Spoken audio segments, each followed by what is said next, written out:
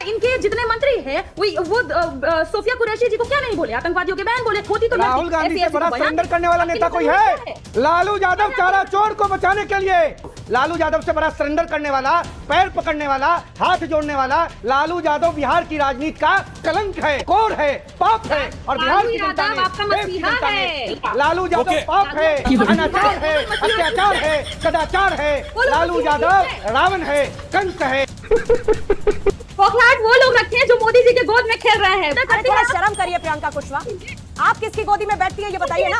आप लोगों को बिल्कुल तमीज नहीं है कि कौन से शब्द, कैसे शब्द कहाँ बोलने हैं। आप लोग पता नहीं किस बात के प्रवक्ता बनकर बैठ जाते हैं। आप किसकी गोदी में बैठती हैं? आपसे सैंपल आप किसकी गोदी में बैठती है प्रियंका कुशवाहा? आप किसकी गोदी में बैठती है पहले ये तय करिए। तो आरजेडी जब थे तो हमारे चीनी मिल बंद हो गया मिथिला में। मिथिलांचल को सबसे पिछड़ा अगर बनाने एरिया में काम रहा तो आरजेडी और कांग्रेस का रहा। मैं मैडम को बताना चाहता हूँ कि आप अपने तेजस्वी जी से पूछिएगा हमारे कि तेजस्वी जी ने बोला है कि हम हर परिवार को सरकारी नौकरी देंगे। बिहार में 2,75,00,000 परिवार हैं। कैसा कॉमर्स है उनका, किस तरीके से वो कैलकुलेशन करते हैं, मुझे थोड़ा सा बताइए आप किस तरीके से वो नौकरी बांटेंगे। अगर मुझे नहीं पता आपका मैथमेटिक्स कमजोर है तो उसका मैं क्या कर सकती हूं, लेकिन मैं जवाब कमजोर है देती हूं, मैं बताती हूं। मेरा मैथमेटिक्स नहीं कमजोर है। अगर आपको कॉमर्स पढ़ना हो तेजस्वी यादव जी को तो हमसे हेलो दोस्तों, स्वागत है आपका आपके अपने YouTube channel the debate centre में। दोस्तों, आज की इस डिबेट में प्रियंका भारती की बहुत ही बुरी तरीके से बेइज्जती होने वाली है। चाहे कोई प्रवक्ता हो या फिर न्यूज़ एंकर या फिर ऑडियंस, किसी ने भी आज प्रियंका भारती को धोने में कोई कसर बाकी नहीं रखी है। कुल मिलाकर दोस्तों, आज की इस डिबेट में प्रियंका भारती का घमंड चूर चूर हो गया है। दोस्तों, वीडियो बहुत ही मजेदार है। आपसे अनुरोध है आप लोग वीडियो को शुरू से लेकर अंत तक जरूर देखिएगा। तो बिना किसी देरी के चलिए मेन वीडियो को स्टार्ट करते हैं। चलिए शुरू करते हैं। इनके जितने मंत्री हैं वो सोफिया कुरैशी जी को क्या नहीं बोले, आतंकवादियों के बैन बोले। एक इनके मंत्री बोलते हैं कि वीरांगना नहीं थी जिनका पति मरा, वो वीरांगना होती तो राहुल गांधी से बड़ा सरेंडर करने वाला नेता कोई है? लालू यादव चारा चोर को बचाने के लिए कांग्रेस पार्टी की लीडरशिप ऑर्डिनेंस ला रही थी और उस ऑर्डिनेंस को कांग्रेस ऐसे ही होता है, जब चुपता है तो कौन हो जाता है, फाड़ने का काम किया। और बाद में राहुल गांधी सरेंडर कर गए लालू यादव के चरणों में। आज राहुल गांधी सरेंडर कर गए हैं। बार बार लालू यादव के यहाँ जाते हैं, कभी मीट बनाना सीखते हैं, कभी अंडा करी सीखते हैं। चारा चोर के बारे में लालू यादव को बचाने के लिए कांग्रेस ऑर्डिनेंस लाई और राहुल गांधी ने ऑर्डिनेंस फाड़ा मीडिया के सामने। और बाद में राहुल गांधी अभी बदत है भाई, अभी बदत है। इस हैसियत से चारा चोर बोलेंगे और ये उम्मीद करते हैं कि चारा चोर देश की जनता नहीं बोल सकती है। लालू प्रसाद यादव लीडर से आया है, कहाँ से आदमी आया है, इसका एजेंडा क्या है, किसी व्यक्ति को बदनाम करना इसका एजेंडा है कि नहीं, किसने इसकी ट्रेनिंग की है? लालू यादव कहाँ की गोदी से आए थे? लालू यादव फुलवरिया से निकले थे, गोपालगंज के गांव से प्रकाश नारायण के करना पड़ेगा। कौन है ये, मैं पूछूंगी ना क्योंकि मैं नहीं जानती कौन है ये।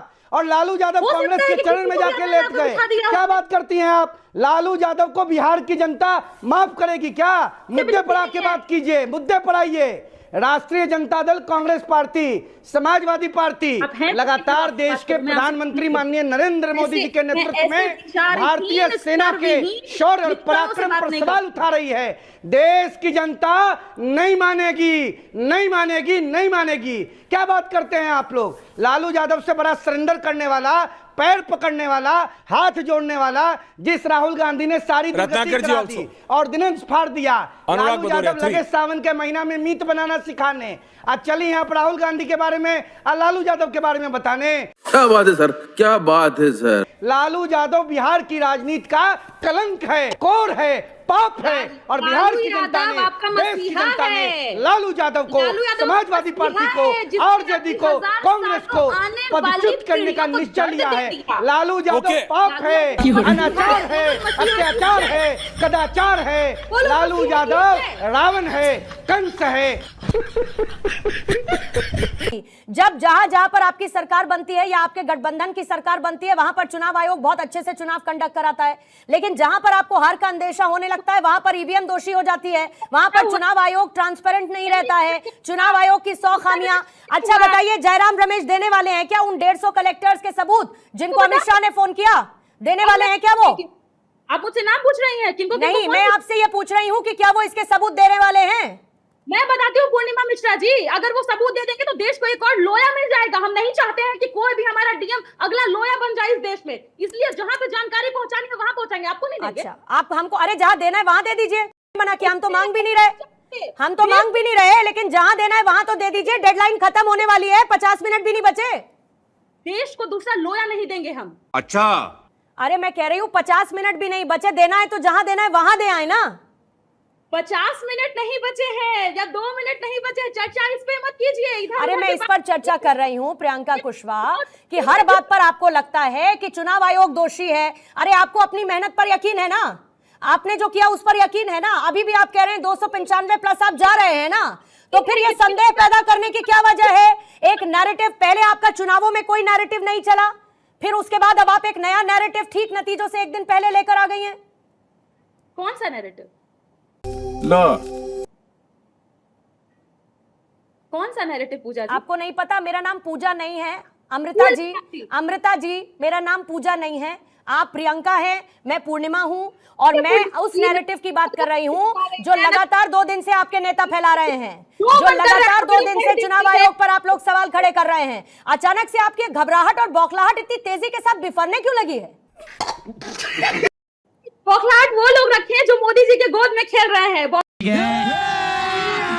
अभी मजा आएगा ना भिड़ो। बौखलाहट विपक्ष नहीं लोग रखता। कभी कभी ऐसी शब्दावली का इस्तेमाल करती है ना। प्रियंका जी, आप किसकी गोदी में खेल रही हैं? मैं मीडिया की बात कर रही हूँ। आप किसकी गोदी में खेल रही हैं? जो सिर्फ आप मोदी किसकी का- गोदी में खेल रही हैं? आप लोगों को बिल्कुल तमीज नहीं है कि कौन से शब्द, कैसे शब्द कहां बोलने हैं। आप लोग पता नहीं किस बात के प्रवक्ता बनकर बैठ जाते हैं। कौन किसकी गोदी में? मोदी जी की गोदी में कौन है ये बताइए। आप किसकी गोदी में बैठती हैं? आपसे सैंपल आप किसकी गोदी में बैठती हैं प्रियंका कुशवाहा? अरे बाप रे, किसकी गोदी में बैठती हैं आप? गोदी में कंसिडर आप करती है, किसकी गोदी में बैठती हैं? खुद को कंसिडर आप लोगों करती को है। कोई मर्यादा नहीं है शब्दों की। आपको क्या बोलना है और क्या नहीं बोलना है, इस बात का सरोकार, तमीज सब लोग आप लोग भूल कर बैठे हुए हैं, और फिर आप प्रवक्ता बनकर पार्टी को रिप्रेजेंट करते हैं। खुद को गोदी कंसिडर अरे करती थोड़ा है। शर्म करिए प्रियंका कुशवाहा। आप किसकी गोदी में बैठती हैं ये बताइए ना। आप खुद को किसकी गोदी में बैठती हैं? हाँ या ना करती है? अरे आप किसकी गोदी में बैठती हैं ये बताइए ना मुझे। खुद को गोदी मीडिया में कंसिडर करती है। आप किसकी गोदी में बैठती हैं? और अगर आपको बोलना था तो आप गोदी मीडिया बोलती, अपने टर्म को आप यूज करती। आप ये नहीं कहती कि वो जो प्रधानमंत्री की गोदी में बैठते हैं। आप किसकी गोदी में बैठती हैं पहले ये तय करिए। तू समझा? हाँ नहीं, तू समझा नहीं। जो आरजेडी जब थे तो हमारे चीनी मिल बंद हो गया 20 साल मिथिला से में। मिथिलांचल हमें को जवाब सबसे दे दो। पिछड़ा अगर बनाने एरिया में काम रहा तो आरजेडी और कांग्रेस का जवाब रहा, दे जो दो। हमारे मिथिलांचल को सबसे पीछे अभी भी रखा है। एनडीए सरकार जब से आया मिथिलांचल भी रफ्तार बिहार के साथ पकड़ लिया है। 6 पुल बना है कमला को गंगा पुल, गंगा पे, जो मिथिलांचल को जोड़ा है राजधानी से। आरजेडी ने तो हम लोग को हमेशा पीछे रखा है। एनडीए सरकार हम लोग को भी आगे ले जाए। शाबाश बेटा। मेरा आरजेडी से क्वेश्चन है, हाँ, यहाँ का उद्योग मंत्री जब दिल्ली जाते हैं और उद्योग के लिए एक मीटिंग करते हैं तो बड़े बड़े उद्योगपति बोलते हैं कि बिहार में फिर से 2005 से पहले वाला माहौल नहीं ना आएगा। सब इसके चक्कर में बिहार में बड़े बड़े उद्योगपति आने से डरते हैं। उसी को दूर करने के लिए एनडीए सरकार 20 साल से काम किया है, और बड़े बड़े उद्योगपति 2025 से 30 में आएगा, और हम बिहार सबसे ज्यादा नौकरी देने वाले स्टेट बनेंगे। हम आरजेडी के प्रवक्ता से बताना चाहते हैं कि फिर बता, सब यहाँ बताने ही आया है। बिहार में गजब है, हर आदमी लेता है, कमाल है। अरे गुरु कुछ पूछिएगा आप लोग। हम वही पूछना चाहते हैं, शहाबुद्दीन के लड़के ओसामा को रीतलाल और अशोक महतो जैसे कैंडिडेट होने के बाद तेजस्वी जी ये सुनिश्चित करना चाहेंगे कि बिहार को अपराध मुक्त बना पाएंगे? नहीं। मेरा जातीय व्यवस्था पे सवाल है, आरजेडी से सवाल है। पसमानदा की बात मैं कर रहा हूँ। बिहार में 14% पसमानदा समाज है, उसको सिर्फ अंसारी दिखता है, मंसूरी दिखता है, राइन नहीं दिखता है। और भी जाति है जो उनको नहीं दिखता है पसमानदा में, और इनको MY समीकरण के नाम पर A to Z परिवार चलाते हैं, इनके पूरे परिवार।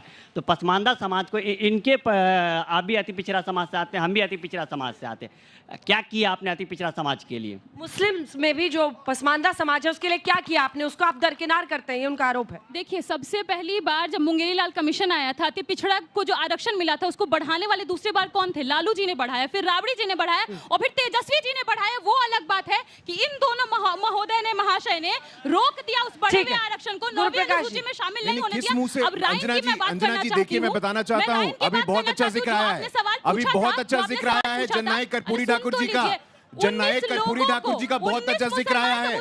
मैं बताना चाहता हूँ अंजना जी आपको, आपने मुझे अलाउ किया है। क्या बोल रही है? शून्य। मैडम इसका जवाब हम ही दे देते हैं। आप क्यों दीजिएगा? नेता है ना आप। गजब बेइज्जती है।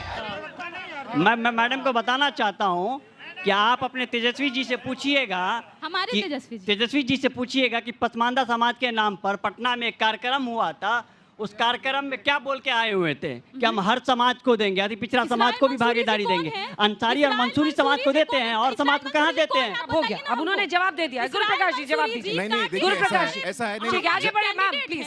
गुरुप्रकाश जी प्लीज, अब हो गया, अब हो गया। अंजना जी, ये यहाँ पे बहुत अच्छी बात हुई है जननायक कर्पूरी ठाकुर जी को, जननायक कर्पूरी ठाकुर जी को भारत रत्न से सम्मानित बीजेपी की सरकार ने किया, एनडीए की सरकार ने किया, और कर्पूरी ठाकुर जी को कपटी ठाकुर बोल करके लालू जी ने संबोधित किया था। कर्पूरी ठाकुर जी अस्वस्थ हो गए तो उनको जीप की आवश्यकता थी, मना कर दिया। किस मुंह से आप अति पिछड़े की बात करते हैं? आपको आत्मंथन करना है।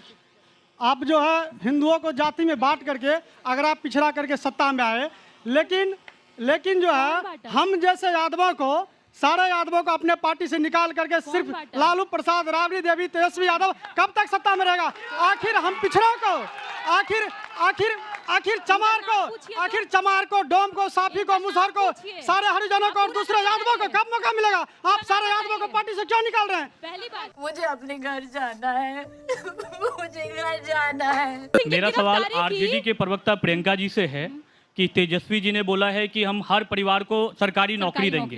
बिहार में 2,75,00,000 परिवार हैं। कैसा कॉमर्स है उनका, किस तरीके से वो कैलकुलेशन करते हैं, या संजय यादव जी उनका कैलकुलेशन करते हैं कि संदीप जी करते हैं? मुझे थोड़ा सा बताइए आप किस तरीके से वो नौकरी बांटेंगे। अगर मुझे नहीं पता आपका मैथमेटिक्स कमजोर है तो उसका मैं क्या कर सकती हूँ, लेकिन मैं जवाब कमजोर है मैम, मैं बताती हूँ। मेरा मैथमेटिक्स नहीं कमजोर है। अगर आपको कॉमर्स पढ़ना हो तेजस्वी यादव जी को तो वो हमसे आ सकते हैं।